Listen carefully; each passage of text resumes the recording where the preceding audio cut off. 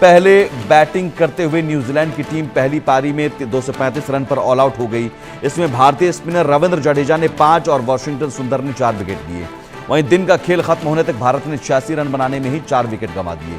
New Zealand के लिए 2 wicket spinner Ejaz Patel ने लिए। पहली पारी में भारत अभी न्यूजीलैंड से 149 रन पीछे है। मनोज जोशी हमारे साथ जुड़े हुए स्पोर्ट्स एडिटर। मनोज, ये पहली बार नहीं है, बल्लेबाजों ने तो पूरी हालत खराब कर दी। इससे पहले की टेस्ट में मैच में भी यही स्थिति थी लगभग कि गेंदबाज अपना काम कर देते हैं, बल्लेबाजों की बारी आती है तो फिसड्डी साबित हो जाते हैं। और अब तो खतरा WTC को लेकर भी है। जी हाँ, बिल्कुल। आप देखिए ना, जिस तरह से साउथ अफ्रीका की टीम बांग्लादेश को बांग्लादेश में जाकर हरा रही है। न्यूजीलैंड की टीम 2 मैच जीतकर सीरीज जीत चुकी है, अपने नाम कर चुकी है, क्लीन स्वीप के मुहासे पर खड़ी है। उसी तरीके से अगर आप श्रीलंका को देखें, वो लगातार आगे बढ़ रही है। और हमारा जो बहुत बड़ा गैप था, हम बहुत आगे थे और उससे हम लगातार, हमारा अंतर जो है और टीमों के साथ कम होता जा रहा है।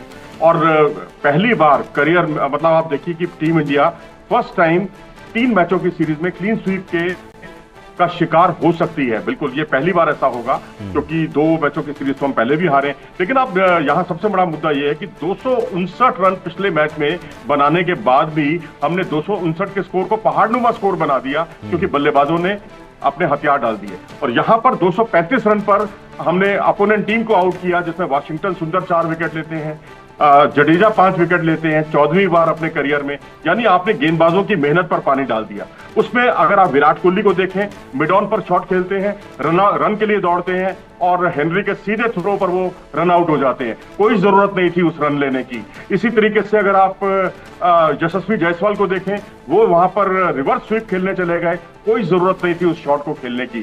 सिराज को, जो कि नंबर 11 के प्लेयर हैं, उनको नाइट वॉचमैन भेजने की कोई जरूरत नहीं थी कि वो आते ही पहली गेंद पर आउट हो जाए।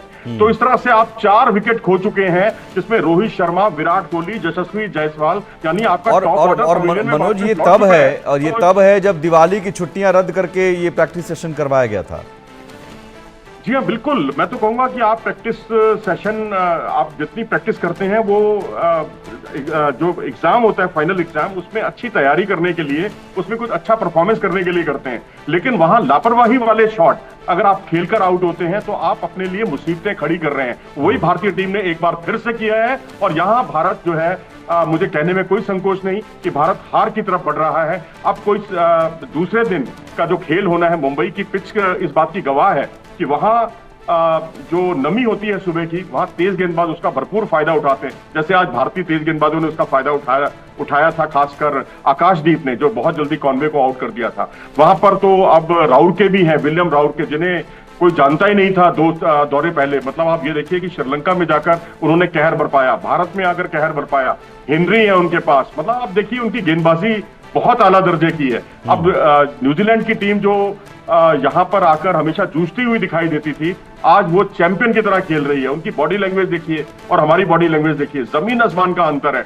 तो उसके लिए ऐसी स्थितियां जो क्रिएट हुई हैं, उसके लिए मैं समझता हूं भारतीय बल्लेबाजी ही जिम्मेदार है। और आप गैर जिम्मेदाराना शॉट खेल के आउट हो रहे हैं, वो चाहे विराट कोहली हो, चाहे यशस्वी हो। दिक्कत क्या आ रही है? दिक्कत, परेशानी कहाँ आ रही है? क्या आपको लग रहा है कि जो राहुल द्रविड़ की अगुवाई में जो टीम वर्क था, जो टीम स्पिरिट था, गौतम गंभीर के आने के बाद कुछ कोऑर्डिनेशन में भी कमी देखी जा रही है, या सीनियर खिलाड़ी कुछ, मतलब कहीं कुछ परेशानी, कम्युनिकेशन गैप नजर आ रहा है?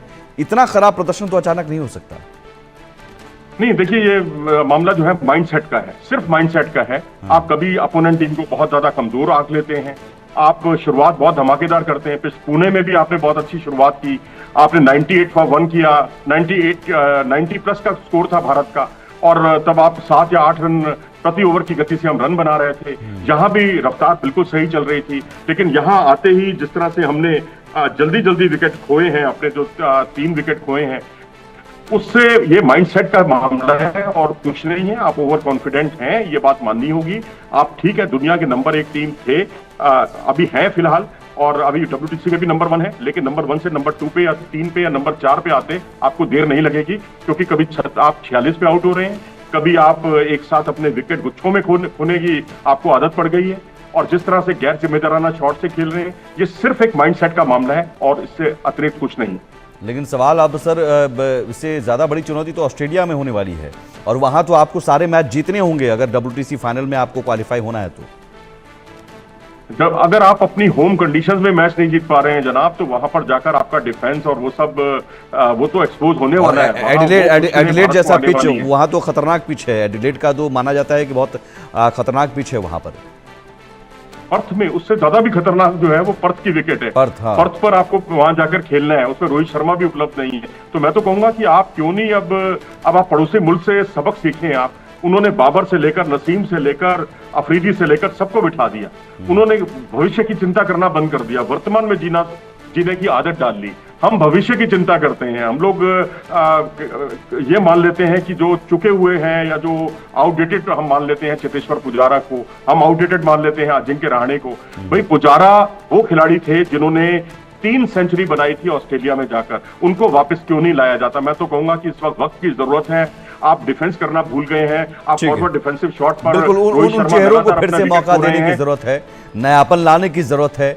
और वो जो आप कहीं ना कहीं एक ढर्रा हो जाता है या माइंडसेट जिसकी बात की कि हाँ ठीक है हम तो खेल ही लेंगे, हम तो जाएंगे, सामने वाली टीम को कमज़ोर आप समझ लेते हैं, वो माइंडसेट बदलने की ज़रूरत है, तभी आप कुछ कर पाएंगे। वरना क्लीन स्वीप का खतरा यहाँ मंडरा रहा है, फिर ऑस्ट्रेलिया आपको जाना है, ऑस्ट्रेलिया में भी फजीहत हो सकती है। बहुत शुक्रिया मनोज जोशी जी।